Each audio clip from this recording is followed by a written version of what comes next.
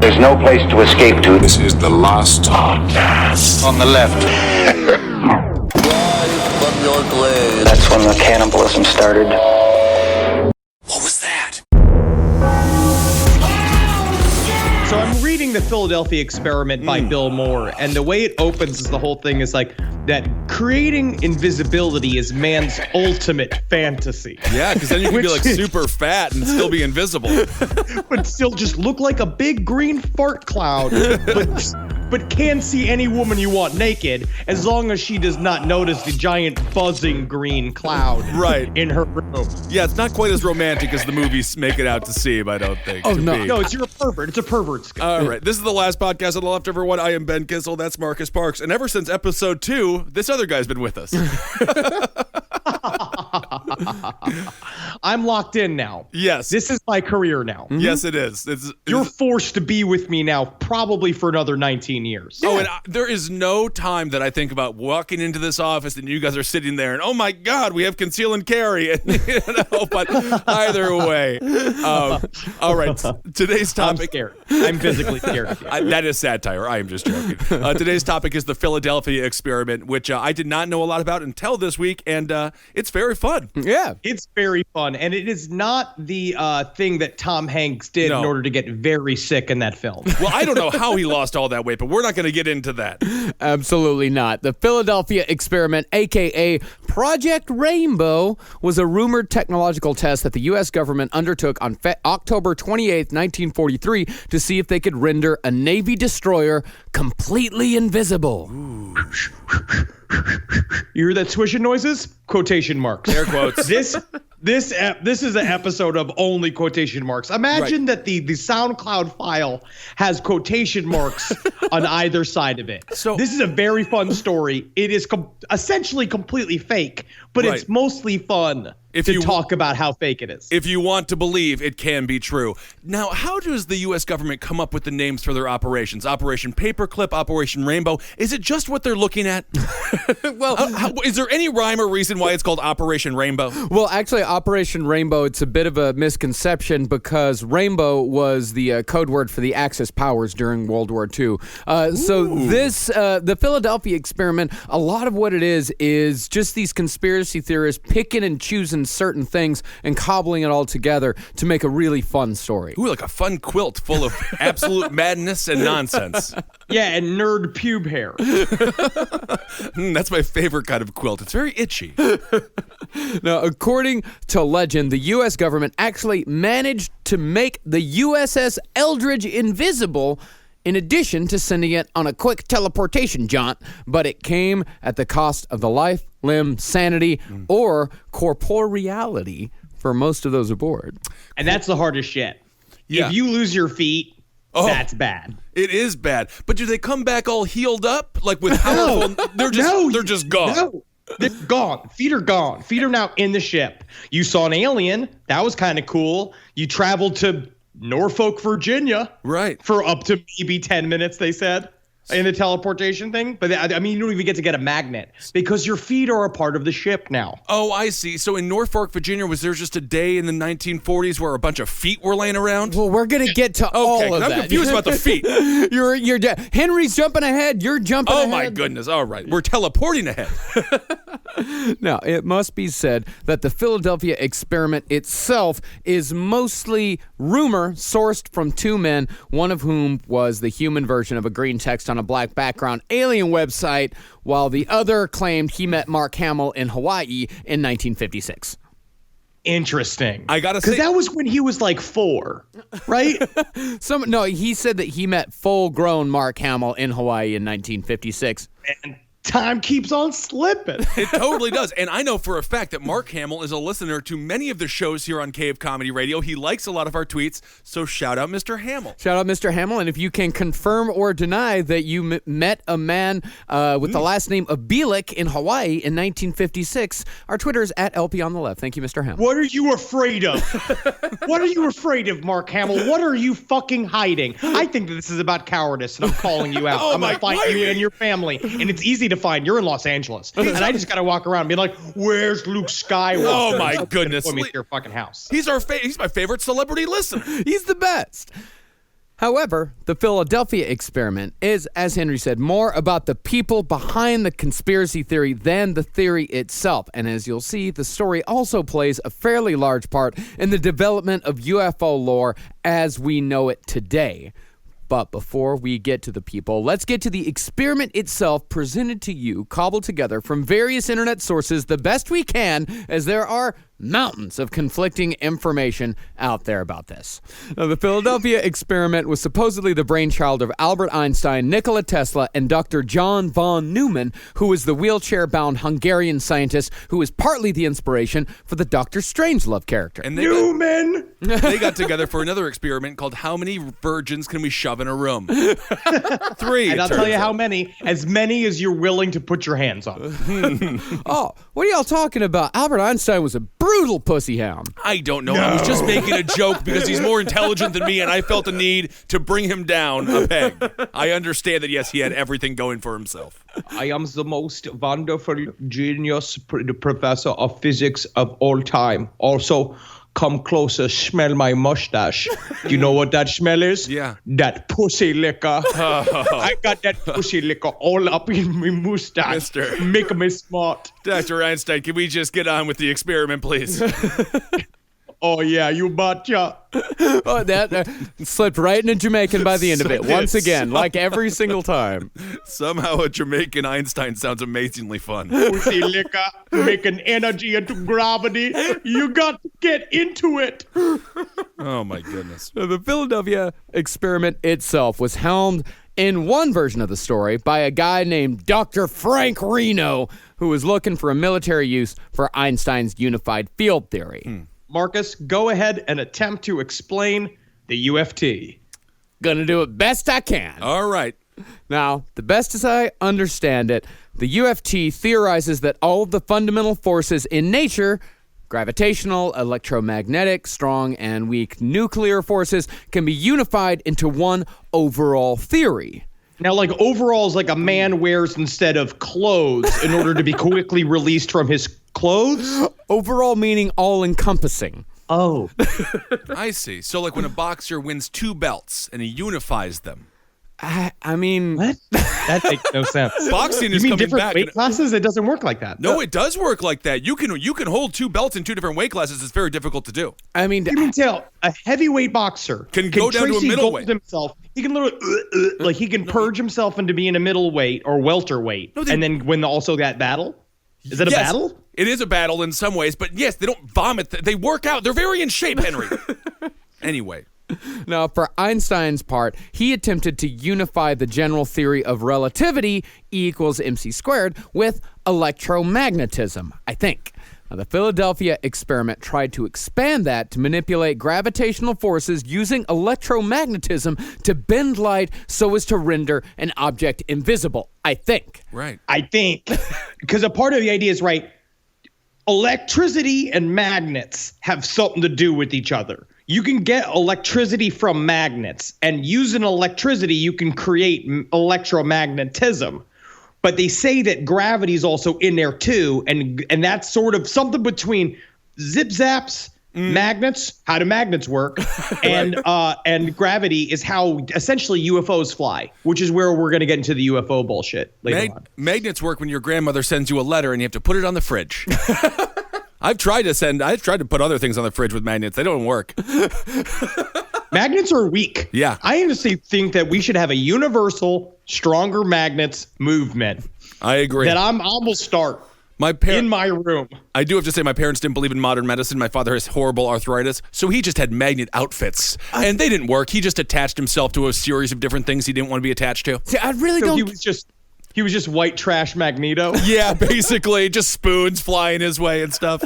Yeah, I don't get why people will reject modern medicine, but will think that magnets can cure them. I have no idea. Magnets. How do they work? Because it's that question all the time. Yeah. Well, actually, we don't have a very good understanding of how magnets work, strangely So enough. ICP was not far off. No, not at all. Modern day philosophers. Very Modern day philosophers. Now, as far as the military application of the unified field theory, the U.S. was right in the middle of World War II at the time of the Philadelphia experiment, fighting it on two fronts. So the possibility of making objects invisible, particularly ships, would have piqued our interest quite a bit. And FDR decided that the Navy would be the ones to make the best use of invisibility technology. All right. Also, the soldiers of the Navy are called seamen, and that makes them the horniest of all the branches of the Navy, who are the types of people who want to be invisible the most. I toured a naval vessel in San Francisco before we did that great show at the Independent, and oh my goodness, they are crammed into those corners, almost impossible to avoid any kind of sexual contact. I mean, it is pretty intense stuff. They're frottage tubes. Yeah. That's all a submarine is. A lot of not telling, I think. Yeah. So in World War II, at this time, the U.S. was sending both troop and supply convoys off the East Coast over to the Western Front, and those convoys needed escorts to escape the nefarious Nazi U-boats. Because these U-boats were badass. Oh, U-boats were amazing. I mean, really, the only reason why we were able to defeat the U-boats is because we were able to break their codes. The Enigma code, as it was. Ooh. Native Americans did it, which is why I'm thankful we kept some. Actually, no, Native Americans were code talkers. They were in the battles during World War II, and it was because of them that the Germans couldn't break our codes. It was actually more like guys like Alan Turing who helped to break the Enigma code. All right. It was, what's his name? The movie Pearl Harbor with Ben Affleck. Yeah, Ben Affleck. Is that in that? And then I remember Wind Talkers was John Woo. Yes. Very bad film. So most of the time, these escorts were Navy destroyers, but they were having a hell of a time with the Nazi submarines as well. And so it was decided that the best way to use the invisibility tech, at least to begin with, was on those Navy destroyer escorts. But while it was simple enough to transport inorganic material, organic material, like people, might be adversely affected, and so the Navy began its experimentation on farm animals. Oh, my goodness. Now, they didn't specify what kind of farm animals they used, but I would imagine, making a speculation here, that they used pigs, as the flesh of a pig is the closest to that of the flesh of a human. It's also the funniest to put them in little uniforms with little hats on. I know. I hope they don't use any of the talking farm animals because that would be inappropriate. Yeah. Yeah, Babe just put him through the machine, and then he shows up just inside of James Cromwell after they use it. Let him out of there. You did good. Good pig. You did good. Great pig. Kill me. On the first run, the ship disappeared and reappeared, marking success. But when they checked on the hogs, they found that some of the animals were covered in radiation burn marks, while others had disappeared completely. Oh, I thought this is where they invented bacon. Never mind. Now, despite this, the Navy believed that they had a good enough handle on it to try it again with a skeleton crew of humans. Now, the first test was a minor success, as the ship did not go completely invisible, but was rather just encased in a green fog. Now, the men aboard complained of severe nausea, but were otherwise fine. The equipment, which seems to be made mostly of Tesla coils and big-ass magnets, was recalibrated and tried a few months later. Yeah, make it stronger. Because right now it just looks like it's covered in farts. Right. Not good. It's like staying in a hotel room with Ed Larson. From the Round Table of Gentlemen. Very fat, very big farts. Yes, we understand the size and the odor of Ed. Very big. We know. But on this second test, when the switch was flipped, the ship disappeared in a flash of blue light and reappeared almost 400 miles away at a naval base in Norfolk, Virginia. That means that in the search for invisibility, the scientists had actually discovered teleportation. Now, I'm not dissing on Norfolk, Virginia, but like teleport like anywhere in the world. Anywhere else. Could have been Vegas, Paris. Any place. Any cool place. Yeah. Any place. But they went to the land of the homes of the trees where gum was first invented. I do love gum, though. Well, they didn't actually choose to go anywhere. It just so happened that they ended up outside of Norfolk, Virginia. They could have gone to the Bahamas. They could have been Willy-nilly teleporting. You can't just do that shit. You just end up. God knows where you end up. In Zsa Zsa Gabor's house. She's slapping everyone. R.I.P. think we'll find out where they end up. Yeah, Zsa, she was the best. Well, they didn't even know they were going to teleport. They were just trying to do invisibility. The teleportation was just a side effect. Oh, no It's kidding. like having fun stomping on a bunch of tomatoes, but you accidentally invent ketchup. After a few minutes of floating outside Norfolk, the Eldridge returned to the exact spot it had left in Philadelphia, but this breakthrough did not come without a cost. At the lowest level, crew members got violently ill. Others had disappeared completely, like the hogs. Some developed schizophrenia. 5 unlucky crew members were found fused to the ship. Like their actual bodies were a part of the ship. There was one guy who was actually halfway in and halfway out of a bulkhead, just screaming. So this is sort of... Yeah? I still got a dick. Let me take... That's in the ship. Oh, kill me. We better keep him alive for a few more years. See where this goes. Sort of a Harrison Ford situation. Harrison Ford. Star Wars. Doesn't he get stuck in some... He gets encased in carbonite. It's the same frozen thing. in It's it. absolutely not the same thing not at the all. same It's actually, thing? it's completely different. Cancel it. Cancel it. Completely different. It is. They got fused because the idea is that on their ship they said it was like and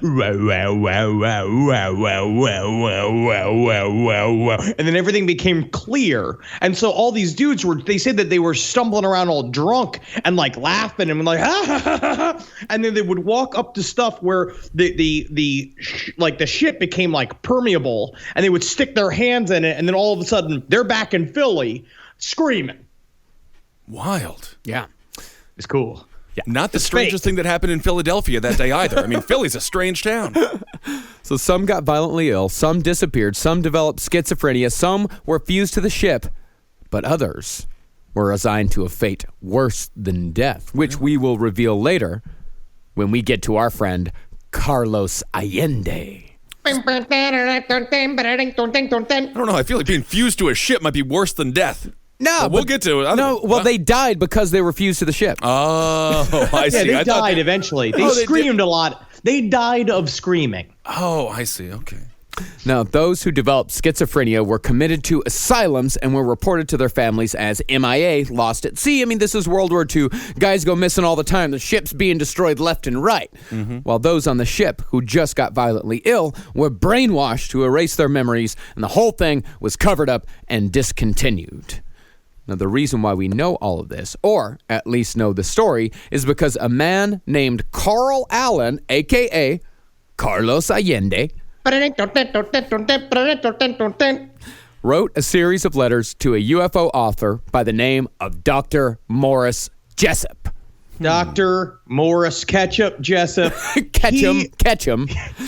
I like it ketchup. Yeah. I like it ketchup.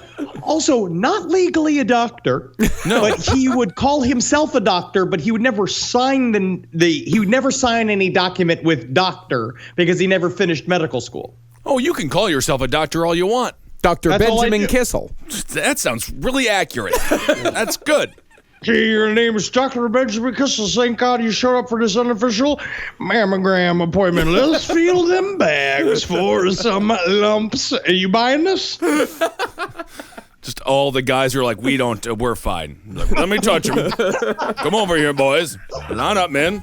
Today's sponsor for Last Podcast on the Left is the new app Texture. With the recent conversation in popular culture surrounding fake news, alternative facts, and news media, it's important to know where your news is coming from. Texture features some of the most trustworthy, credible publications in the world, such as Time Magazine, The New Yorker, Vanity Fair, The Atlantic, and many others. Texture gives you access not just to your favorite magazines, but also the latest in investigative journalism, U.S. politics, and domestic and international news. The Texture app has gone beyond delivering just the magazine itself. They've made it easy to find and enjoy the articles you want to read with daily recommendations, exclusive interactive features, videos, and more. Texture is searchable. You can mark what you like, check out back issues, view bonus video content, and they even curate articles and magazines just for you or whoever you're given Texture to this year. Texture is normally $9.99 a month, and you get over 200 magazines with that. But if you sign up right now at texture.com/lastpodcast, you get a 14-day free trial. Go to texture.com/lastpodcast to try out Texture for free for 14 days. Texture.com/lastpodcast. Now, Morris Ketchum Jessup started off his career as a doctoral student at the University of Michigan, where his research led to the discovery of a fair number of physical double stars. This guy was actually an academic. Do we know if that's true? Yes, that is true. Excellent. Yeah, this guy, he was an actual academic. He was well respected in the scientific community. He eventually took work with the U.S. Department of Agriculture and traveled to the Amazon to study crude rubber. Question. Astrophysics degree. Why are they sending him on a rubber mission? It was the Depression. He took whatever work he could get. Yes. Yeah. So there he visited Mayan ruins and decided that those ruins could only have been built with the help of skyships. And fuck yeah. Yeah, and this proclamation made him one of the earliest modern scientists to subscribe to the ancient aliens theory almost 2 decades before Erich von Däniken wrote Chariots of the Gods? Question mark? I like when books have a question mark in the title because then it makes you think. It's like before you even read it, you're already thinking. You're already thinking. Yeah. You know, the sad thing is with this people thinking that aliens built the Mayan temples and the pyramids, it's just, we've talked about it before. I just feel bad for all the slaves who worked their ass off to build that stuff. And then there's just revisionist history being like, it was too good for men to make. It must have been aliens. Well, hundreds of thousands and millions of individuals died making them. I spent 20 years carving toes into stone. Do you have any fucking clue how difficult it is to put toenails into fucking marble? Aliens? Fucking bail me out, aliens. Are you an alien? Yeah. Yes. All right, so we're in the Mayan ruins. We're in the Mayan ruins, and Dr. Jessup, like I said, he was a well-respected guy in the scientific community, but when he started talking about all this ancient alien shit, all the rest of the scientists thought it was absolutely ridiculous because this was the late 50s. The whole flying saucer craze was huge then, and of course, none of the scientists actually took it seriously. Slander, libel. Makes me upset. He's just questioning shit. The book is terrible. He wrote 4 books about UFOs, and they're fucking garbage. Yeah, you can just see the chairs leaving the lunchroom table after the nerd starts picking his nose or something like that. They want nothing to do with him. I mean, they're okay books. They're just very early in the UFO craze. You know, they were still trying to figure out what this UFO thing was. And I would say, to Jessup's credit, he was writing this stuff because he was truly interested in it. He actually thought that there was something to the stuff. He was an actual man of science. And I think it actually showed quite a bit of courage on his part to go out on a limb to look at the possibility that maybe UFOs, there was actually something to this whole phenomenon. Absolutely.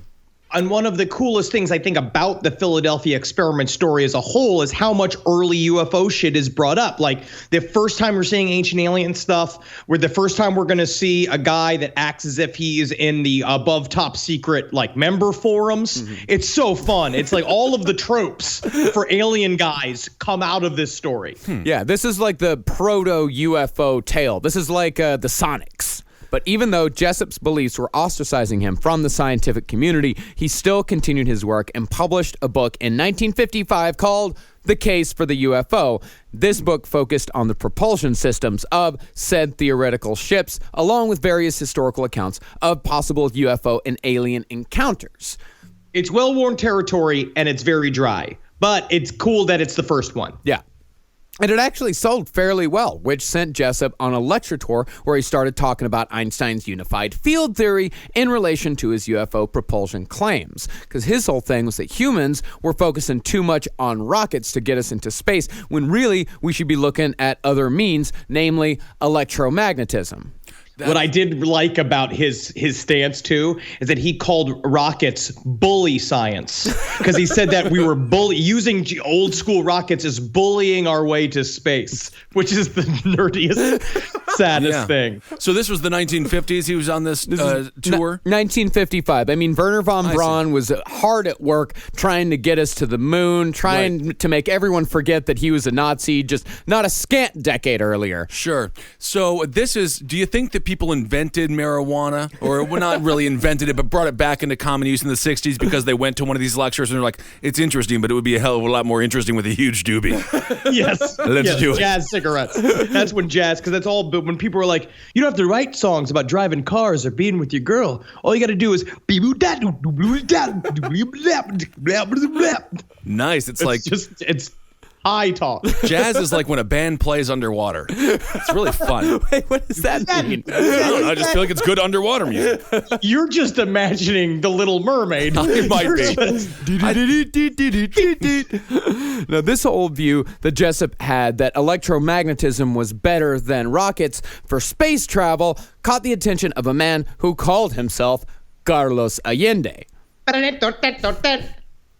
Allende started writing letters to Jessup about those alternative means of space propulsion and eventually revealed that he was present at a secret government invisibility test in 1943 that used the unified field theory, i.e., the Philadelphia experiment. Ooh. Now, these letters, they're something else. Difficult to read. I can believe that. Words are capitalized or underlined for no particular reason. The punctuation is all out of whack, and the syntax is an absolute nightmare to try to understand. Henry, why don't you just read the first paragraph of the first letter that Allende sent to Morris Jessup? See, my dear Dr. Jessup,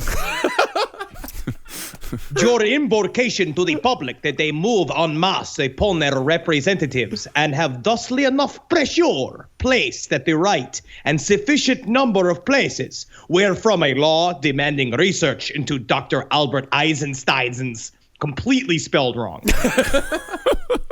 unified field theory may be enacted 1925 to 1927 is not at all necessary. It may interest you to know that the good doctor was not so much influenced in his retraction of that work by mathematics as he most assuredly was by humanities. Ay, ay, ay. Carlos Allende. Hey, all right. Well, that's kind of a fun letter. See, it sounds makes good. no sense. Yeah, but it sounds when you read it in that voice, like you're like, oh yeah, okay, I like can believe it. That makes sense. See? But That's why you choose the name Carlos Allende as your pen name. I don't think he ended it with very daring Spanish man. I don't think he ended it with I though. I think that was a Henry Zabrowski interpretation, and we have to make that clear. yeah, in reality, I mean, I'd imagine this guy. It's more like, my dear Dr. Jessup, your invitation to the public that they move en masse upon their representatives and have thusly enough pressure placed at the right and sufficient number of places where from a law demanding research into Dr. Albert Einstein's unified field theory may be enacted 1925-1927 is not at all necessary. And? Aye. All right. Thank you very much, Marcus. Let's get it correct if we're going to do it. Well, I like Henry's version better. It's more pleasant to the ear, I think. Yeah, well, it's much more pleasant to the ear. Like That's what Carlos Allende was going for. We're going to find out his name is fucking Carl. You don't change your name to Carlos if you don't want fucking some flair. Absolutely. So Jessup, I mean, that's the funny thing is, so he's the intellectual one in this entire conversation, and then it slowly gets dumber and dumber from there. Yeah. Okay. It's very sad. He is very sad. So after a couple of back and forths, Allende expanded on his Philadelphia experiment claim, particularly what had happened to the surviving sailors following the teleportation, or at least what happened to the ones who didn't lose their minds. And one sad thing about the Allende letters to Jessup is that Jessup has been looking for any sort of support, right? The case for the UFO sold like moderately well, and so he had a follow-up book coming called UFOs in the Bible that he was starting to work on. And everybody had abandoned him, and so he got these letters saying, like, I know what you're talking about. I'm into it. So he had one letter before this was essentially saying, like, you should think about more about, like, gravity and magnets. And he's like, sure, from Allende. This follow-up letter is being like, finally, somebody, I'm onto something. Somebody's, like, keyed into this and knows something secret. And then the more letters he started to receive from Allende, it started to break his heart that this is a crazy person. Yeah, cuckoo, huh? Yeah, because he had started to ask him for, well, do you have any proof? Are you willing to take a lie detector test? And Allende was just like, My words are too strong for a Lady de Cortez. Never in 1,000 years. You put the little doodads on me. How would it fit on my hairy chest? Beautiful man. Well, oftentimes I guess an author or a performer, such as a podcaster, their fans are a reflection of them. And I have to say, our fans in San Francisco were absolutely beautiful. It was completely insane, and we had a wonderful time. Thank you for coming out. Did you just find a roundabout way to call yourself beautiful? No. Yeah. No, I didn't do that. No, there was a couple of real tall ones in there, too. Some strange-looking geese. No, one man who survived the Philadelphia experiment was at dinner with his family one night. He got up from the table, walked through a wall, and vanished forever. Awesome. That's a dad's dream. Yeah, you gotta let your husband or father go. If they walk through a wall to get away from the family. You know what, kids? I rarely say it, but it might have been something you did. I don't know. I don't know that. But I might question. Do they have a book for parents to their kids, or like for dads to their kids, that say he just might not be into you, like one of those books? They probably do, actually, and it's probably really sad. 2 more men disappeared into thin air without cause. They didn't walk through a wall. They just went and were gone. Huh. And another dematerialized in the middle of a bar fight. This is the article that Allende sent along with one of his letters. Several city police officers responded to a call to aid members of the Navy Shore Patrol in breaking up a tavern brawl near the U.S. Navy docks here last night. Got something of a surprise when they arrived on the scene to find the place empty of customers. According to a pair of very nervous waitresses, the Shore Patrol had arrived first and cleared the place out, but not before 2 of the sailors involved allegedly did a disappearing act. One of the frightened hostesses reported, "They just sort of vanished into thin air. It was right there. And I ain't been drinking either. I mean, now I have, because I'm talking to a reporter and I got nervous. But you're nice. You're nice." One reported witness succinctly summed up the affair by dismissing it as nothing more than, quote, "A lot of hooey from them daffy dames down there." who he went on to say were just looking for some free publicity. Damage to the tavern was estimated to be in the vicinity of $600. All right, so these people can disappear at will, go through walls. No, it's not. It's not at will. It's not at will? No. So it just so happens involuntary. that the bar tab came, and they said, "Oh, I have to disappear," after they had multiple kegs of Budweiser. They have a thing called turning, or being frozen. That's what they call them. Is that after the Philadelphia experiment, the guys that survived it would walk around and just randomly disappear and then come back and be like, "I saw an alien," or be like, "I experienced nothing." Literally come back and like sound like the highest man who's ever been, and like going up to somebody, be like, "Hey man, did I just turn invisible?" Right. Like they went nuts, or they would go into these periods where they'd be frozen in place. They said that was like one of the scariest things. They would just sit there like stuck, or because they called it going through the push, which is really fun. I don't know about all that. Yeah, they actually didn't know what was happening to these guys because some of them would go invisible. They couldn't move, speak, or interact with anybody else for the duration of it, but they would still be conscious the entire time. Is this where they came up with that ridiculous thing on the internet, the mannequin thing? Wherever no one moves. No, that and was they do a marketing. That was marketing people getting I to see. everyone. Okay, well, they're frozen kind of too, though. Now, getting stuck, also known as the freeze, was known to crew members as Hell Incorporated. Awesome. I don't think it sounds so awesome. It sounds pretty terrible. Yeah. Now, these freezes could last from minutes to hours, and the only way to get a guy out of a freeze was if other men laid their hands upon him to give him strength. So, sir, why are you getting aroused as we touch you right now? We're trying to unfreeze you. I can't answer. I'm frozen. Do you need more men to touch you? How are your pants off? Yep. Bring more guys. This is what Allende wrote about that. If around or near the Philadelphia Navy Yard you see a group of sailors in the act of putting their hands upon a fellow or upon quote-unquote thin air, observe the digits and appendages of the stricken man. If they seem to waver as those within a heat mirage, go quickly and put your hands upon him, for that man is the very most desperate of men in the world. Not one of those men ever wanted all to become again invisible.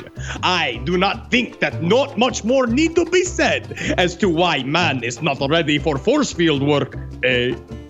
Very cool. And put him in a store window, you know? Have a little fun with him. Oh, quick, I'm turning invisible. Touch me penga. Oh, come Benica. Sweet young man. Touch me penga. I don't, seems odd. I don't know where to find it. Can you? Oh, gentleman, you seem like a man strong enough to give a sailor such as I support enough. Touch me penga. It's hard to find. Can you see me? No. Yes. I am done. Okay. I have ejaculated. I ejaculated. Very difficult to say with a capital S. It's by me. Okay. What is that? Ejaculated. All right. Very good. Can you run into him? That's what I want to know. Yeah, they're still solid. So you can run into an invisible person. You can run into an invisible person. Well, that's how they could lay hands on them because the. I see. Problem is, they're maybe not invisible. They may be teleporting. Yeah. So then can you teleport with them? No. Okay. No. Huh. And in fact, the laying of hands didn't always work. Sometimes it backfired. In one instance, two guys tried laying their hands on a frozen boy, and he did unfreeze, but as soon as he materialized, he burst into flames and burned for 18 days straight. Oh, my. That's a long time to be burning. And then he lived, though. They didn't say. I hope he didn't. No, he that did is a not nightmare. live. He did not live. They just said his body burned, which is kind of like, honestly, that's metal. That's a metal way to go. His body burned for 18 Well, they days. should have put it Yes. out at some point, I think. But See, I imagine him just sitting there like the Human Torch, just on fire for 18 days, screaming and screaming. A lot of screaming in the Philadelphia experiment. yes, absolutely. Now, from that point on, the laying of hands was no longer allowed, and the men would stay in the freeze for several months, a condition they called deep freeze. And during deep freeze, a man could only be seen by surviving crew members of the Eldridge. And Allende said the men called this either, as Henry said, caught in the push, or stuck in the green. Hell yeah, dude. Fucking 420, man. Yeah. Neither of those sound like you're frozen in time. No, it just sounds like you're super high. Yeah. Yeah, I got stuck in the green many a time. Oh, my goodness. And by the way, I mean, watch out for those edibles. If you're going to take an edible in California, read the label. My goodness. Yeah, did you take down that entire stick of weed chocolate? No. If I did it, I would. No, I did not. But it was, that is, whew. Did you have a fun time after the show in Los Angeles? LA, it was great. Yeah, the fans were amazing. We had a great time. Then I just shook and shook and shook in my hotel shower until 11 a.m. Hell yeah. Hell yeah. So that was a perfect Man, night. Legalize it. Did you- We're really figuring it out. Did you do heroin? No, I met up with Nikki Sixx and Sammy Hagar. LA baby. Yeah. Today's sponsor for Last Podcast on the Left is adamandeve.com. Are you looking to spice things up in the bedroom? Been fantasizing about surprising your lover with an adventurous new toy or adult movie? Well, here's an offer you won't be able to resist. Go to adamandeve.com and for a limited time only, you'll get 50% off just about any item. But that's not all. Oh no. When you select your one item at 50% off, you'll also receive 3 free adult DVDs for a little inspiration, plus a free extra gift so sensual we can't mention it on the radio. And to top it all off, they'll even throw in free shipping on your entire order. And no, they're not kidding. So check out adamandeve.com today for the special offer. Get 50% off one item when you type LEFT for the offer code upon checkout. And when you do, you'll get 3 free DVDs, a free extra gift, and free shipping. Just use offer code LEFT at adamandeve.com. That's LEFT at adamandeve.com. Now, Allende said that when people got stuck in the push, bad shit would happen. This is what he said. Usually a deep freeze man goes mad, stark, raving, gibbering, running mad. If his freeze is far more than a day in our time. Philadelphia time, 3 hours later, huh? Time zone joke. Yes, I'll get stuck in your green. If you mean you dye your fucking bush hairs green. I don't know about all that. It was said that the first man to go into deep freeze was stuck in it for 6 months, and the government spent $5 million worth of research and equipment to get the guy out. But once he got out, it was too late, and the man was irreparably insane. Government waste. I knew you'd say that. But Ben, this man is a veteran. Thank you for your service. Good flip-flop. Now, Dr. Jessup, who by this point was desperately searching for anything to validate any of his claims, was naturally interested in what Allende had to say, but after a few letters, it was apparent that Allende was a bit of a nut job, and so the correspondence ended, and Jessup pretty much forgot about it for about a year until he was called in to the Office of Naval Research in Washington, D.C. as a UFO expert and was asked to look over a parcel that they had just received. Now, Henry, give us some background on these ONR guys. I do want to say this really quickly, though. It wasn't about Navy ships. It was about belly buttons. Okay, I'm done. What? The naval thing. That is. I just had a belly button doing joke. baby jokes? No, we're doing toddler jokes? That's not a baby joke. It's fun, though. If you think about it. I don't like the term navel when it means like a belly button. I don't like that term because it makes me like feel like it's all full of meat or something, or like an olive is in it. Well, I apologize. Just go on. Henry, do not enjoy kissing your woman's navel. Oh, good. Nothing I like better than filling my woman's navel with my hot saliva. All right, this is enough. Good Lord. I didn't know I was trying to make a cute joke about belly buttons. That's me sucking on my I got lady's it. navel. We understand what's happening. Would you not encourage it, Marcus? Okay, well, that's That's good. the sound she makes. Can we? I never have said this before, but can we get back to the alien stuff and the whatever the hell we're talking about, Philadelphia experiment? Henry, you were about to tell us about the Office of Naval Research.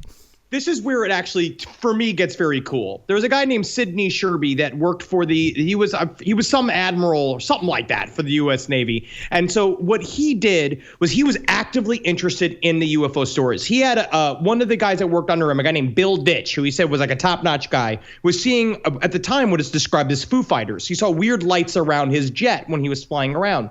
And that's a little preview for our next episode. Ooh. Yeah.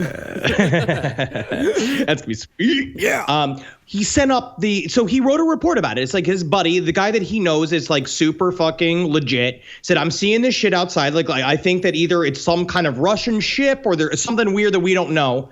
They go through the actual pipeline. So at the time, Project Blue Book was around. So he's like, he went to Project Blue Book to be like, we wrote up all the reports, like a 10-page report, and got nothing back. So he's like, we need to form our own independent research group within the ONR, and we're just going to do it all and not tell anybody. So they started like reaching around and talking to other officers about shit they've seen and started collecting all these sightings, when all of a sudden this package shows up on his desk, Sidney Sherby's desk, and it said Happy Easter on it, and it opened it up, and this is where the Philadelphia experiment story kind of gets kicked into legitimacy. It's the ultimate story of, because there's so many now people saying that this thing actually happened, that the Philadelphia experiment happened, and there's enough this is what makes it legit.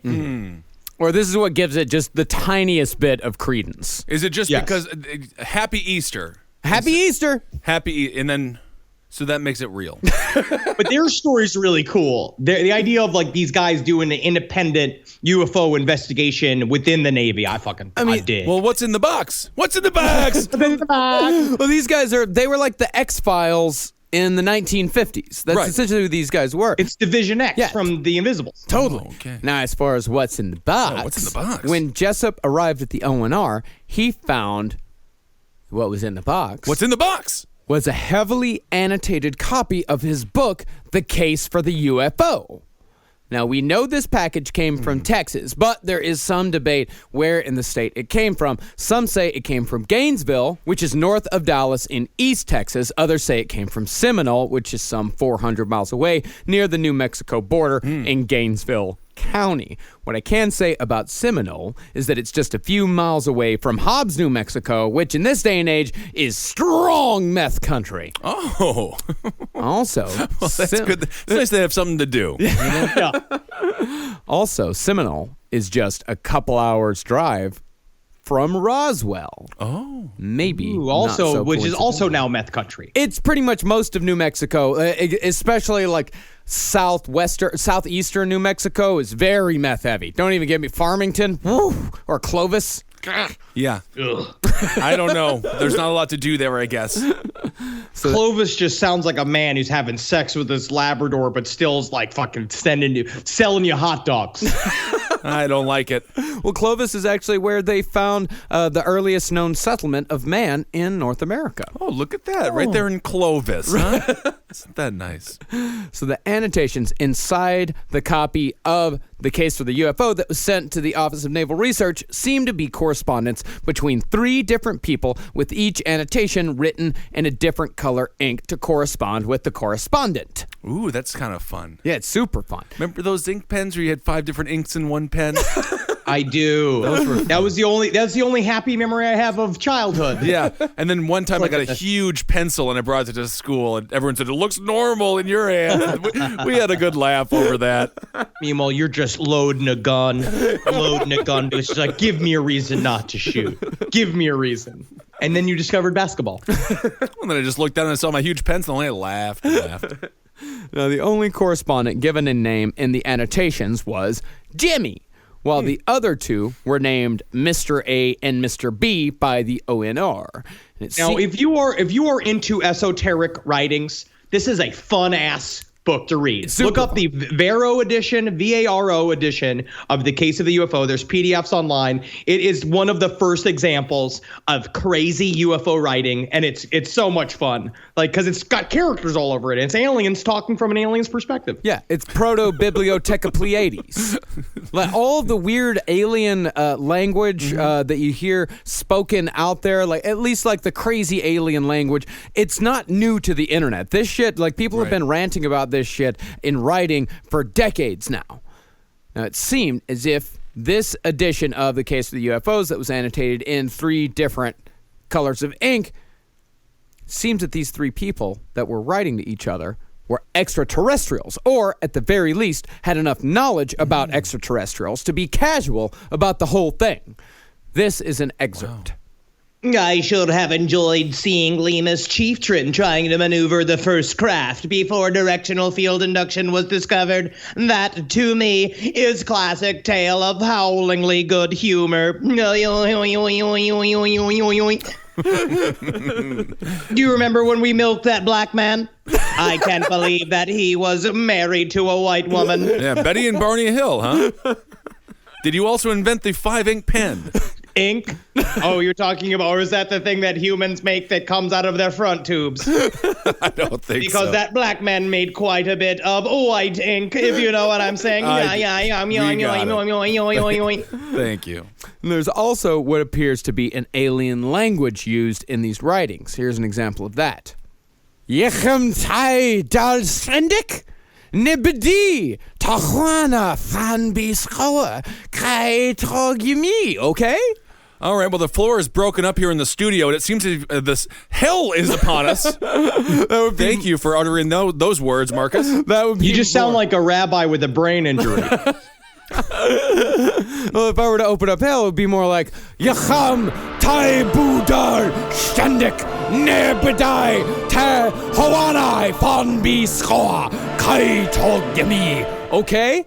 Huh, well, yeah, Satan is in the room now, and he's looking at us. He says, oh, nope, already got them. And he just went back down to hell, so isn't that interesting? No, there's even a bit of a blue joke included in these annotations. When Jessup wrote the sentence, these reports include a thunderbolt that disrupted the bridal chamber of Francois Montmorency and Diane de France, one of the correspondents responded with, Chuckle lost his quote-unquote erection.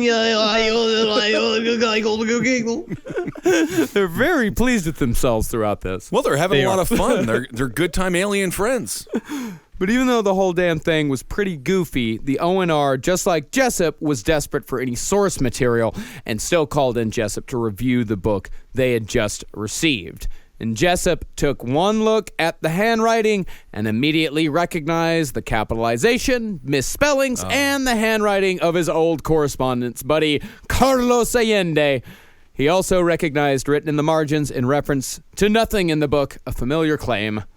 I am not averse to saying that a force field can make a man to fly, for I have seen it done, and I know the cause of this flight, and am not disturbed. The Paris Exhibition, 1951. Scientist from Paris University. It's all misspelled. Honestly, this is directly written from the fucking Vero edition, and it is very difficult to speak about. An APPHOT was sent to U.S. showing this action. U.S. Navy's force field experiments, 1943 October produced invisibility of crew and ship. Fearsome results, so terrifying as to, fortunately, halt further research.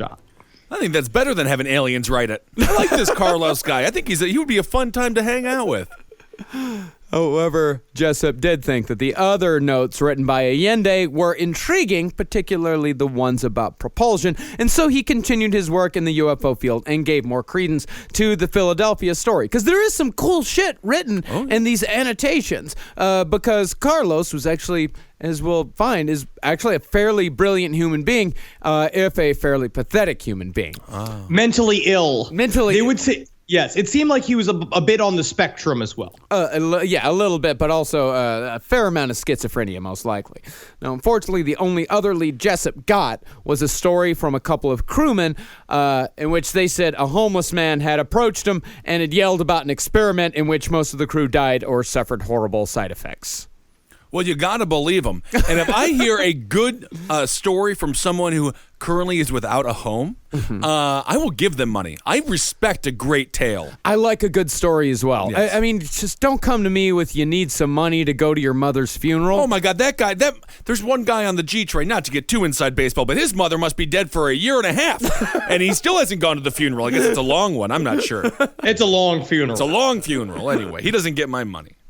Well, because Jessup was out of leads by 1951, he was at the end of his rope, both professionally and personally. He'd gone through a messy divorce, he'd gotten into 2 serious car accidents, and he had lost the respect of most, if not all, of his peers due to his UFO beliefs. On April 20th, 1959, Jessup made plans to meet for dinner with a friend of his, a Dr. J. Manson Valentine. Ooh, very cool. Yeah, his first name is Jerky.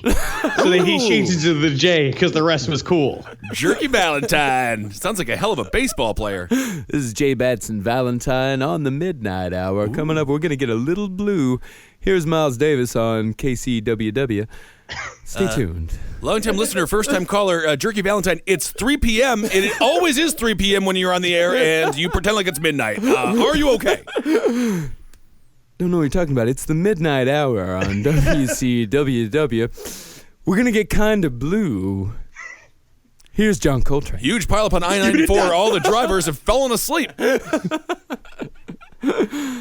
So J. Manson Valentine was supposed to meet up with Jessup on 420 for dinner, but instead of dinner, Jessup drove to a park, ran a tube from his exhaust pipe into his car window, and let the gas take him. Oh, just better meet my coolest friend in the world, Mr. Valentine. And, oh, man, did I forget to DVR Cheers? Oh, my goodness. Was Sam and Diane going to get... Everyone's going to be talking about it. I may as well just fucking end it. Oh, no. So Jessup kills himself, huh? He kills himself. Or did he? I don't... Well, it seems like he is currently dead. Or did he? We can get to that, I guess. Well, some believe that Jessup, who was continuing his work and was in regular conversation with J. Manson Valentine about the Philadelphia experiment, was suicided by the U.S. government to keep their secret safe. No, unfortunately, he definitely committed suicide himself. Yeah. He chose to do that. I actually have a breakdown at the end from the Philadelphia experiment by Bill Moore. The end of his life.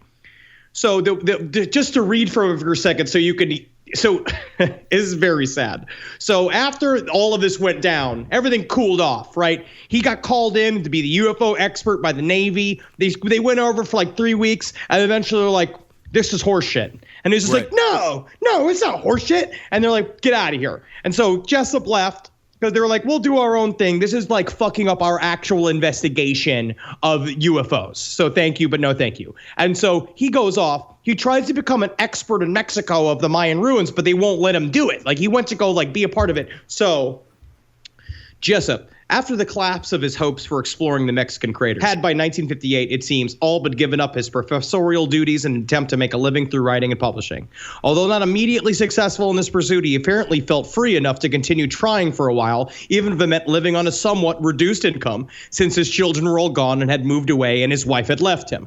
Accordingly, after seeing to it that the large house he owned outside of Miami was closed, he moved back to his native Indiana, where he set himself up as an editor of a small astrological publication. Here he continued to try to pursue his writing career while at the same time becoming more and more interested in psychic phenomena. And so finally, in fact, one of his psychic friends who accepted a dinner invitation from him in early 1958 during one of Jessup's visits to Ann Arbor is said to have commented on how shocked she was at the change in his vibrations.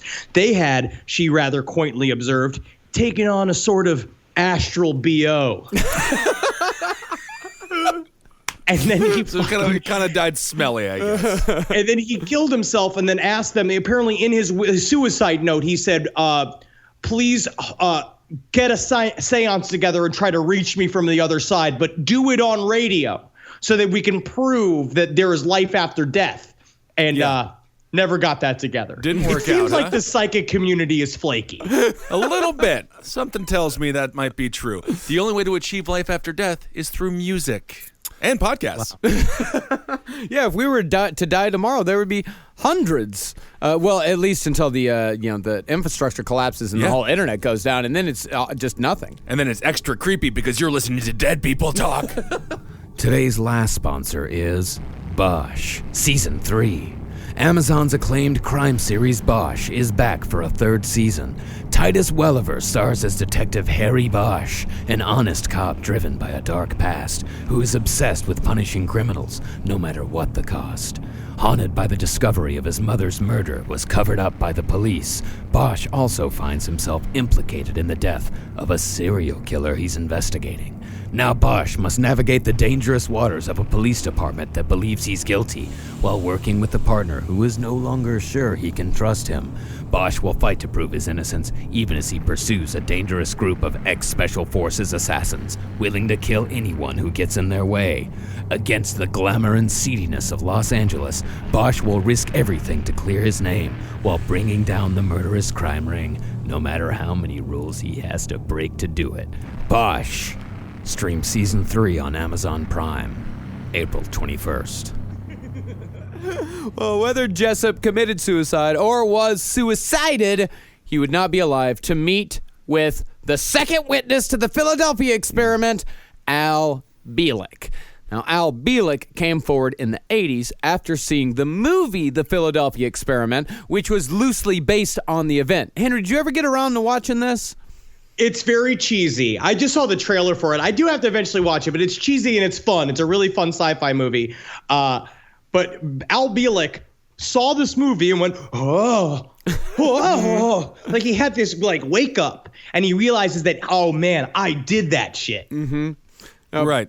Now, Bielek is actually better known in conspiracy circles for his role in the Montauk Project, which we will definitely be covering in an upcoming episode, and is also what Stranger Things was based on. No kidding. Yeah. Bielek said he and his brother Duncan were taught by Dr. Von Neumann, the Dr. Strangelove guy. The guy himself. The guy. Super important scientist.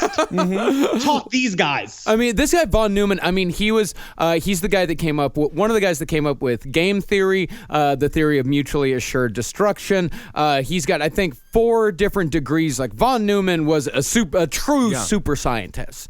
And supposedly, he taught Al Bielek how gravity, time, and quantum physics really worked. Ooh. Not all this fake shit, how it really was. Okay. Now, at this time, Bielek also met Einstein and Tesla, who he says were also heavily involved in the Philadelphia experiment. Just slamming pussy together. Now, having a great time. Well, no, Tesla did die a virgin. He just called them? Is that the deal?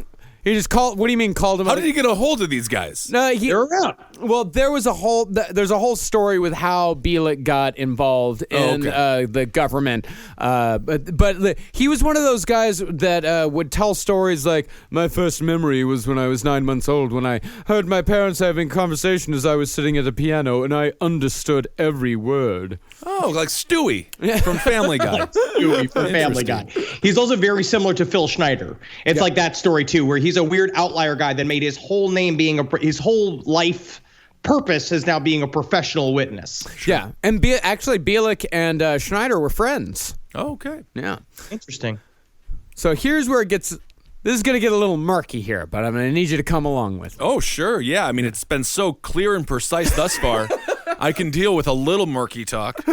So Bielik and his brother Duncan were on the USS Eldridge when it teleported, but before the Eldridge went back to Philly, Duncan jumped off the ship and traveled to 1983, where he lost his time lock and aged 1 year for every hour and eventually died. But thankfully, the time engineers at the Montauk Project traveled back to 1950 to convince Duncan's dad to father another child, which he did. And the time engineers were able to transport Duncan's soul into the new child, although nothing is said about what happened to the soul that was already in said child. Kick to the curb. I guess so. And what made this Thank God for them Montauk boys. Yeah, I mean, this is just a dumpy dude. Just a dumpy normal guy. Al Bielik? Yeah. Well, maybe not. Probably a dumpy guy.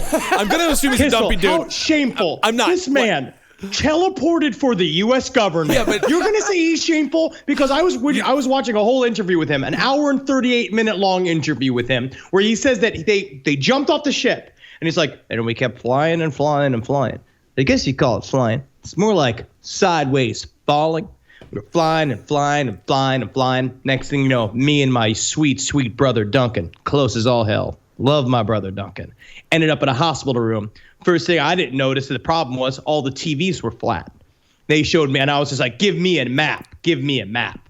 They gave me a map, and I found out San Diego had been completely destroyed. Basically, he said that he jumped into an alternative timeline. Oh, I see. Where there was all of these disasters, and now it's up to him and the information, and him and the Montauk boys. They're the only ones that can save planet Earth from the alternate future where San Diego is destroyed. Mm-hmm. Well, then I want to thank him for his service, and I think that's wonderful what he did to save San Diego, one of the best cities in America. Yeah, and they've also got these fun little ancillary stories where, like, for example, they said that they had brought Bigfoot from a different dimension into our dimension. Leave him alone. Into right in the middle of their science lab, and oh boy, did Bigfoot cause a whole bunch of havoc, and they had a heck of a time getting him under control. I'm sure they did. Leave Bigfoot alone.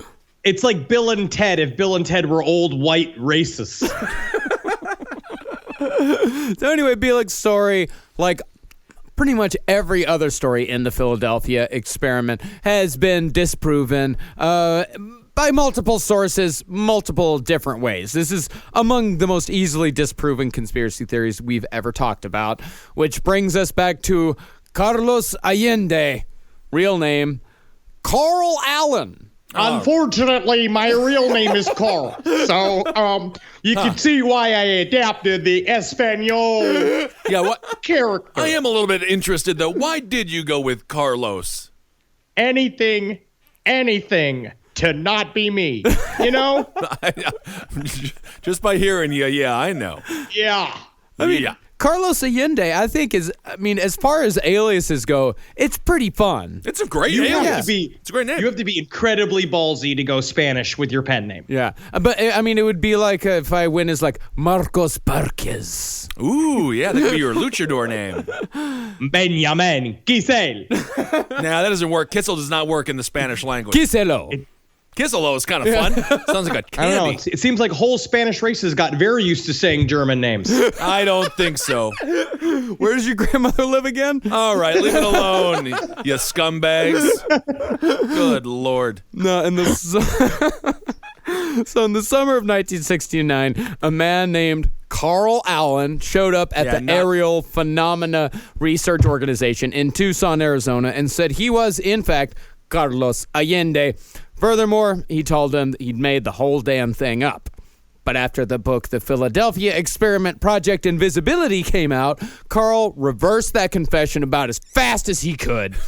And the UFO community was more than happy to accept that, as by the late 60s, the annotated copy of the Case for UFOs had been published in what was called the Vero edition and was firmly a part of UFO lore. Basically, what he said outright was that all of these people were making money on my fake name, Carlos Allende, and I'm not. I want to make money in this, so he's going to come out and be like, I am Carlos Allende, throw his circle hat down, take off his sash, and just be Carl. It's America. He's allowed to do that. I mean, there is some real intelligent people researching UFOs and things like that. Fuck you. Do these stories just take away from what they're actually working on? Because, what's the name of the film? Yes. Yeah. So this is all... I mean, this is the type of shit that takes away from guys like our favorite, Stanton Friedman, or even... Guys like me. I don't know, Henry. You just get stoned on your roof and stare at the sky. We are concerned that you are going crazy. Hey, I'm just getting closer to the fucking truth, right? And that's the problem. Every inch I get closer to the truth, I get farther away from everyone else. That's going to lead to a good future. So the Carlos Allende story, it was pretty well accepted in the UFO community for about 10 years, but in the late 70s, a UFO researcher named Robert Gorman started digging into the Allende story. Now, Gorman is a true believer. He's the founder of the Non-Human Research Agency, which explores encounters with mysterious strangers, beings, creatures, but he also studies interspecific relationships. And also the most mysterious creature of all, the human woman. What it is that they want, what it is that they do, and where exactly is a vagina.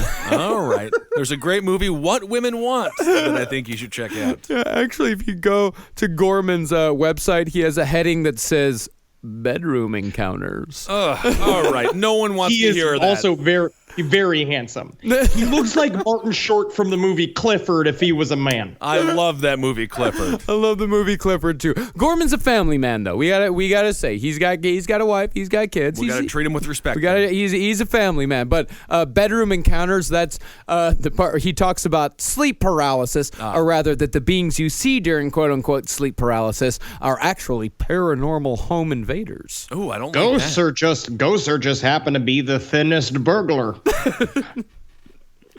So in the late 70s, Gorman was a writer for the paranormal magazine Fate, working on a piece about the Philadelphia experiment, as he and Carlos Allende, a.k.a. Carl Allen, had shared the same hometown. Oh. Now, by sheer coincidence, Carl Allen's parents turned out to be family friends, who only revealed this to Gorman reluctantly after they found out he was working on a story about their son. So they just bonded over the fact that both of their sons are lunatics. Yes. How sad it must be for both of those parents to get together and be like, so your son's still crazy? Yeah, how about your son? Yeah, still crazy. No, Gorman's not crazy. He's not crazy? No, he's not. He's one of those guys, he's on like Unsolved Mysteries and Monster Quest. Oh, then he's not crazy. He's on Monster Quest. I didn't realize. No, he's not crazy. He's not crazy. He's no crazier than Henry is. Henry's crazy. I just said that Henry was crazy. Making a living. Probably a better living than this guy. Yeah. Well, I mean, the Carl Allen's parents were definitely not proud of their son. I will say that, though. They were very saddened by him. Also, think about just the conflict between the spy versus spy of nerds happening in this small town where Robert Gorman, because in this interview I watched with them, it's a great documentary that before the History Channel was a piece of shit, they added this thing called National Mysteries that we did, or Historical Mysteries. History's Mysteries. History's Mysteries. I'm sorry. Very sad title. Not a good title. I like that title. That's actually the best title out of all the ones that's a great title. It rhymes. Yeah. History's Mysteries. That's kind of fun. Were there even slaves? Cute little History's Mystery. Okay, there were, so. That episode is beginning yes, and there done. definitely was. Or is there a bigger secret answer? No, the whole slave thing, you should actually just go into that. It's really quite atrocious throughout human history what we've done to others. But I love this cat and mouse game because he basically said, being like, I'm going to find Carl Allen. I know this town and I'm going to find him. And literally just him walking around harassing people until finally his parents being like, we know him, Robert. We know him. He was we just, here you go. And then they showed up at Carl Allen's house and finally were like, you want his fucking shit? And just handed him a box of stuff from their son. Be like, have it. Have all of it. So Robert Gorman got like the UFO experts like treasure trove just like thrown at him because they're like, fucking please get away from us. No, it wasn't like that. They were actually friends. That Gorman's daughter had wandered off, and they were like, well, I guess I know where she is. They went down the street, and she was playing with the Allen family. Well, that sounds strange. It sounds like she's covered in their blood and playing with their livers or something. But that's just where your mind went. Well, that's because we've done this show for so dang long. My mind's all strange now. Darn it. Gosh darn it. I don't, whatever. Yeah, he did get this huge treasure trove of materials. There was a signed copy of the Vero edition of the case of UFO, or the case for the UFO. There was also all of Carl Allen's Navy papers, like his discharge papers, and there was a number up in the upper right corner that was his, I think, like enlistment number or something like that. And Gorman was able to match that to one of the letters that Carl Allen had sent to Dr. Jessup, and he knew that it was real, that all of this was interconnected. Oh. We did skip over a lot of details in terms of how they verified everything, where it's like, Jessup went looking for his naval number. He had there was some kind of connection to it. They found pictures of him. He was on a neighboring ship called, I believe, the Arturus Furier, something like that. So the Andrew Furuseth was the ship that Carl Allen served on. The Andrew Furuseth? Yes. That does not seem that's not a good name for a ship. I'm sure Andrew Furuseth was a wonderful man to have a ship named after him, but doesn't really roll like the USS Lincoln or something, But no. So in addition to all of the documents, they also found articles about the Bermuda Triangle, letters and birthday cards to family members, and everything in there all had the same strange annotation that Allen had done in the UFO book. They said that's what Allen did with everything. Every single piece of paper that had writing on it that he received, he would make these weird annotations in. But as Gorman dug deeper into the life of Carl Allen, he did not find a UFO visionary. Rather, he found that the life of Carl Allen was fairly pathetic. In the words of his youngest brother, quote, he's a drifter. He's a drifter. The way you said it makes it sound nice. But normally that's not how it sounds. You don't describe a family member as a drifter, being like, oh, so what's Greg doing? He's a drifter. He's drifting. He's drifting like a bag in the wind. Drifting along. But he was also said to be brilliant. His brother said that Carl had mastered several languages, could solve any math problem you put in front of him, and was, in the words of his brother, a master leg puller. Oh. Yep. He said that once Carl posed as an antiques expert and brought a lady antique dealer to tears, but did not expand on how or why. Look, I came on your shoes. Gorman also found a note that was enclosed with the annotated copy of the case for the UFO that read, Dear Dad and Mom, encloses a book I co-authored with Professor Morris K. Jessup of the University of Michigan nigh 24 years ago. Do not ever part with this book because its original price was $25. And so this book I helped to write alone by myself with no Mr. A or Mr. B. Can we hear it in Carlos Allende voice just to make a comparison here? Dear father and mother, enclosed in a book I co-authored with Professor Morris K. Jessup, muy big doctor of the University of Michigan, nigh 24 years ago. Do not ever part with this book because its original price was $25, a pittance. And so this book I helped to write alone by myself with no Mr. A or Mr. B. Anything else you want to close that out with? Aye.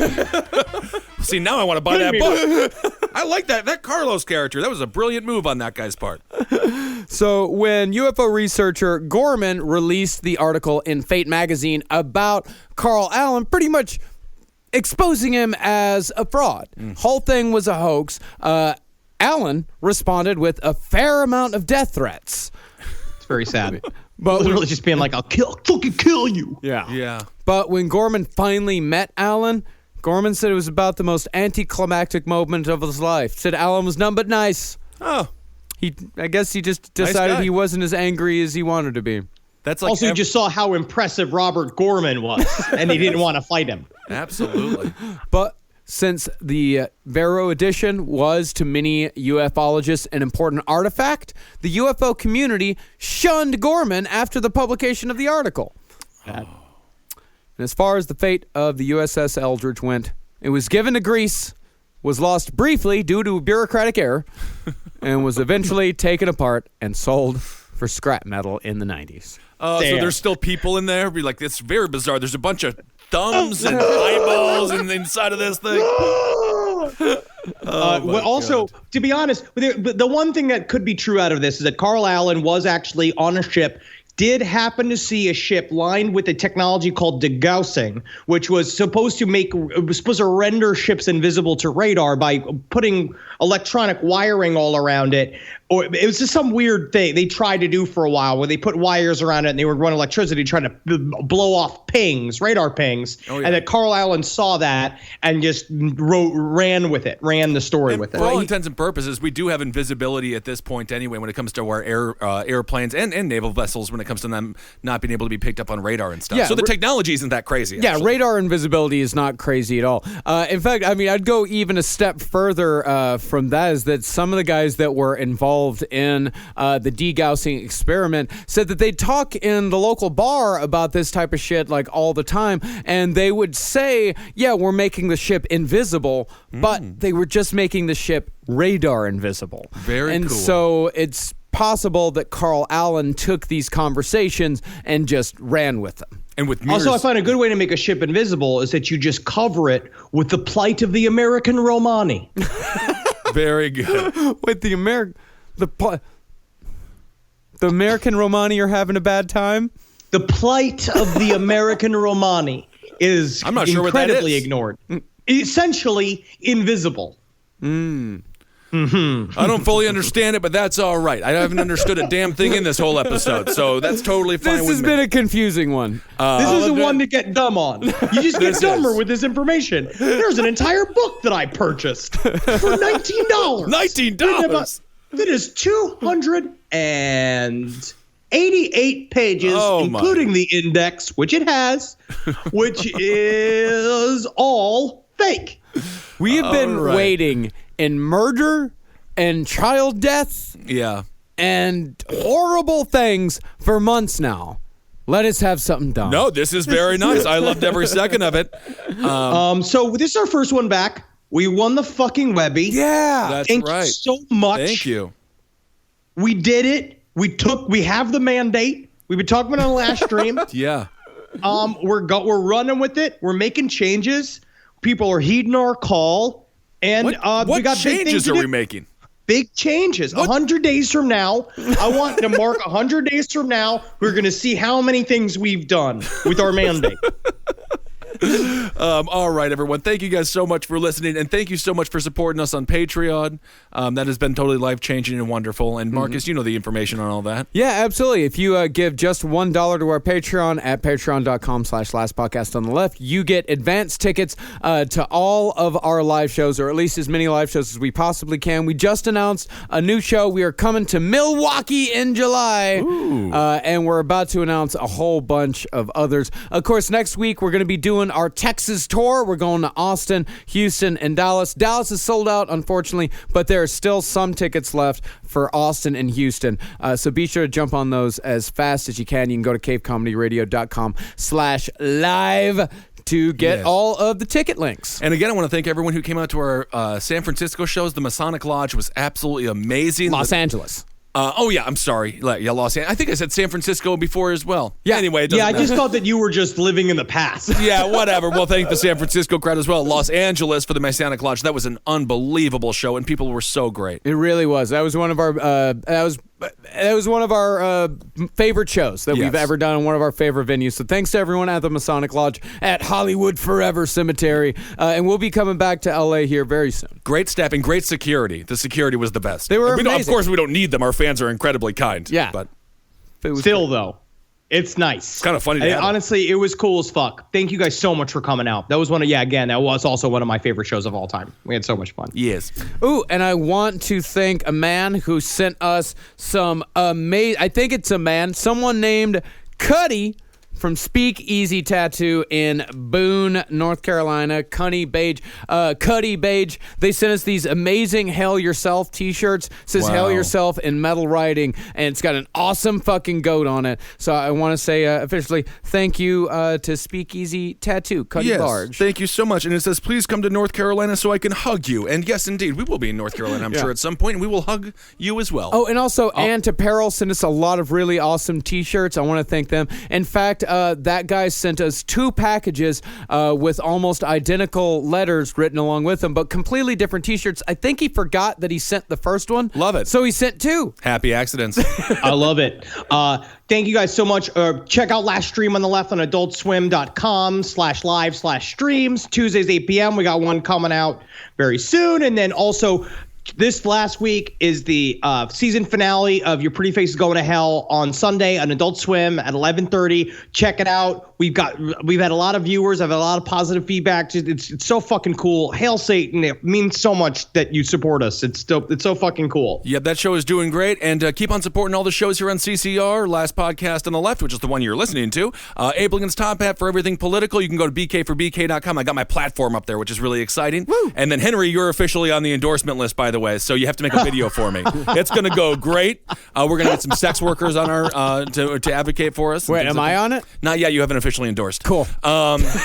So and I am waiting to endorse. Thank you very much. You're gonna have to until you. I know. I will until woo you. You got to woo me, and you've got to retract the statement that Cave Comedy Radio is going to be the official mouthpiece of the BK for BK. Well, we might not have your endorsement, but that's okay. Maybe not. I'm playing hardball here. We got a hardball player. That's fine. You gotta woo him. I know. I'll woo him. I'll woo him. Round Table of Gentlemen, page 7, Sex and Other Human Activities, just movie signs with the Mads. All the shows here on CCR are doing absolutely wonderful. So great job, Marcus Parks, on all that stuff. And you can find Marcus Parks on Twitter at Marcus Parks, Instagram the same. Henry is Henry Loves You on Twitter, and Dr. Fantasty on Instagram. I am Instagram Ben Kissel 1 and Ben Kissel on Twitter.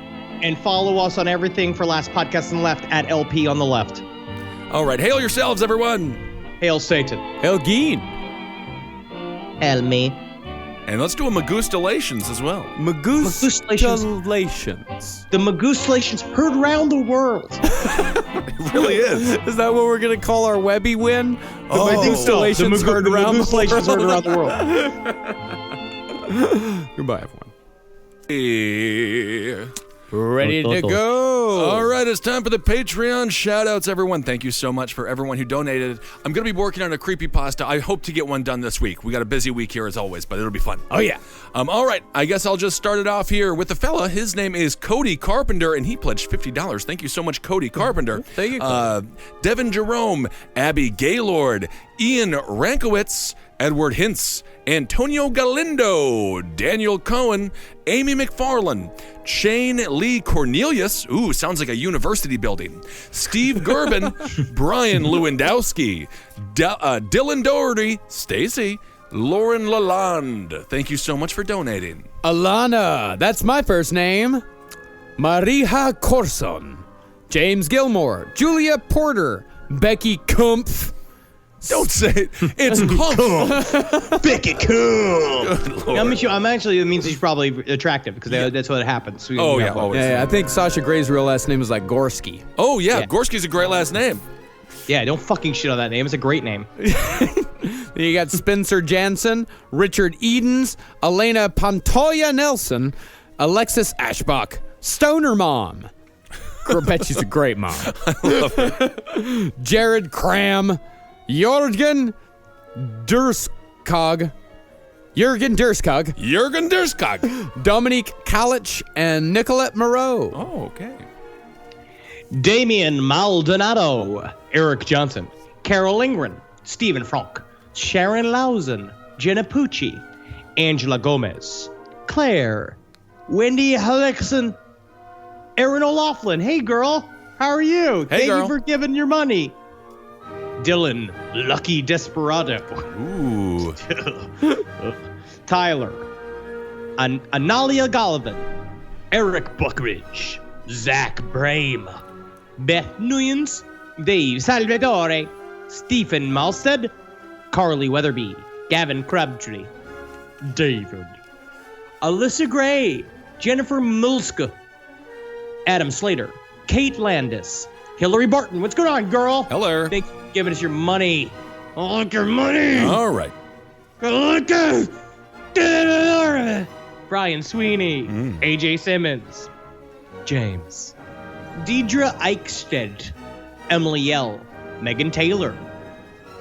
All right, I'm going to read a bunch here. We got Laser Time. That's always a fun time. Alexandria Curtis, Adam Twardzik, Lindsay Sledzik, Seth Agreer, Amanda Kern, Savannah Grosh, Carlos Madrano, Dead Glass Design. Check out Dead Glass Design for all your design needs, specifically if you want something dead on the glass.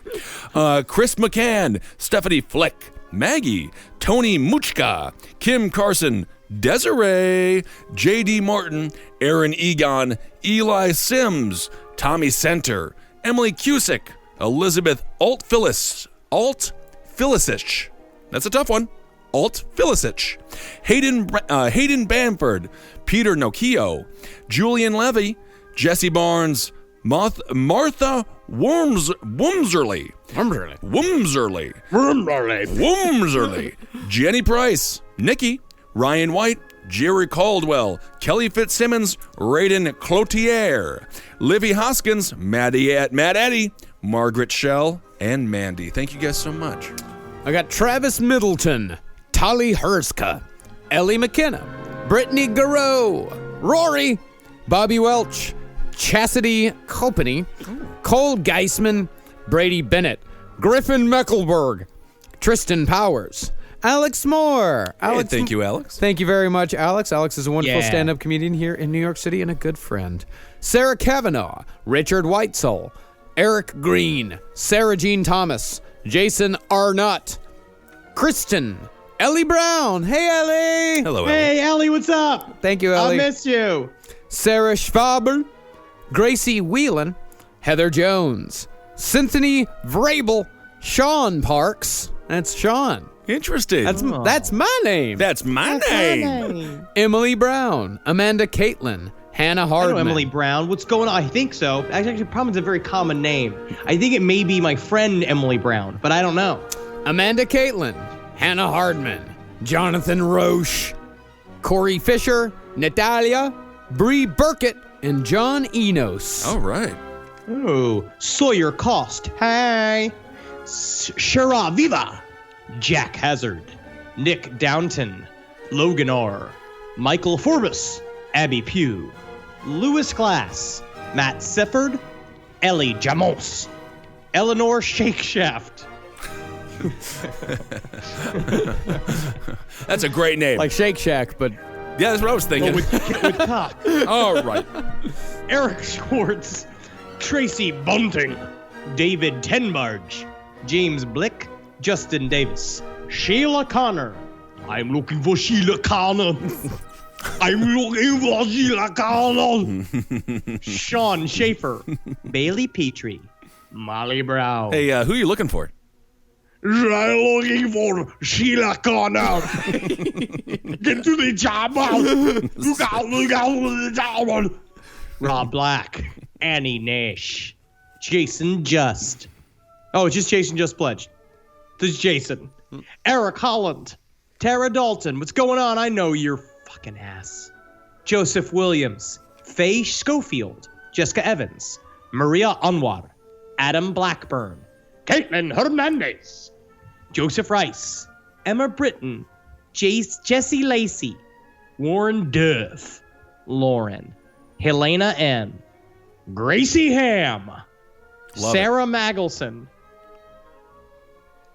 All right, I'm going to finish my list off here. I got a fella, his name is Colin Long, Caitlin Moore, James, David Walker, Matthew N. Downs, Joseph Downing, Captain Bruce Sherwing, thank you for your service, Brittany Philippalooza, Holly Burns, Greg Sorensen, Joshua Lopez, Jeffrey Fimmel, Aaron Reese, Sasskill, Tam Summers, Britta Pogue, Connor. Tam Summers, she's the one with 2 vaginas. Oh, look at that. Well, then we should thank her twice. Tam Summers. Is that Tam common? Summers. Is that common knowledge? Yeah, we met her on the stream. She was the one telling us about having 2 vaginas. Cool. All right, then. Thank you for your service. Britta Pogue, Connor Riddle, and Paul. Let's continue on here with Meredith Metallic, or Metal. It's metal and then H key at the end of it. HK, so Metal, I guess. Michael McHaley, Megan Stogner, Maeve Power, Shane Demak, Alicia, Brandon Nielsen, Lee Masani, Peter Burrell Sander, Laura Culpepper, William Sharmach, Stephanie McLean, Hope, Owen Kinslow, Ben Frasa, Kyle Cardine, Chris Sinchak, Craig Modelsky, and Maddie Burford, Chris Ellis, Donald Thorpe, Jennifer Place, Aria213, Kate Wieland, David Enright, Jake Simpson, Catherine Hi, Kelsey Peterson, Jonathan, Jordan Birkland, Lexi Campbell, Eva Lewis, Blair Gorman, Hannah Granberry. Better than cranberry, it's Granberry. Hannah Granberry gave me the craziest joint I've ever received in Denver. The name is burned in my head because it made me go insane. She was like, I've been saving keef for 5 months and I put it in this. And so Kissel left my room. I smoked the rest of it and just hallucinated and stared at my ceiling. There it is. You guys just don't really seem to enjoy weed all that much. I don't smoke it or eat it. All right, we got Chris Mason and Mark McNabb. I want to thank Mark McNabb. He's a longtime supporter. I believe he's a Fox News crossover. Oh. So Mark McNabb's always been very nice to me. So thank you, Mark McNabb, for coming over to the last podcast on the left. I'm going to finish as well. Daphne Kelly, S. Baca, David Butler, Jenny Whiskey, Mick Spiller. Yeah, Jenny Whiskey. Mick Spiller, Richard Crankshaw, Dylan Vogt, Nikki Goodman, Amelia S., Sam Littlefield, Kelly Dirk, Jeff Guggenbiller. It's a funny name. It's funny. Guggenbiller? That's a fun name. It's a really fun name. There's so many more fun names than our names. Brody Lowe, Amber Rose McNeil, Jeffrey Greek, Leah Harris, Josh Quarles, Allison Maurer, Megan Simmons, CCJ, Hannah LaRoche, Throw the Flag Football. Okay, I like flag football. Jessica Miko, Haley, Jasmine Downey, Rosin Nikguala Ra, Samantha Borg, Holly Lossie, Ian Fisher, Erner Gunnarsson, Dermot Steele, Krisha Liddell, Michael Steele. Ooh. Is it? Do you think it's related? That would be incredible. Dermont Steele. That's a very cool name. Catherine Palmano, Lorena Hernandez, Andy Doherty, Sophie Carr, Clinton Thorncraft, Kylie Lakuski, Jesse, Chris Taylor, Buddy Campbell. I knew a guy growing up named Chris Taylor. Maybe it's the same one. Maybe the same guy, yeah. Thank you, Chris, if that is same Chris guy. Common name, but not that common. I never heard of a Chris Taylor before. It was a good name. Yeah, it could be the friend. Thank you, Chris. Buddy Campbell, Chase Ramsey, Omar Gonzalez, Eric Lehman, Artemis Nolasco, Vanessa Poleski, Laura Schuster, Mike Suzuki, and Rain. Rain? Oh, that's good. Elizabeth Jones, Mark Legalize Ranch, Z, Bryce Landry, Horst Draper, Derek Warner, Jacob Pepanek, Sierra Salgado, Perigrigi, Valerie J. Bell, Lazi Tecara, Griffin Meckelberg, Tiara McClure, Noji G.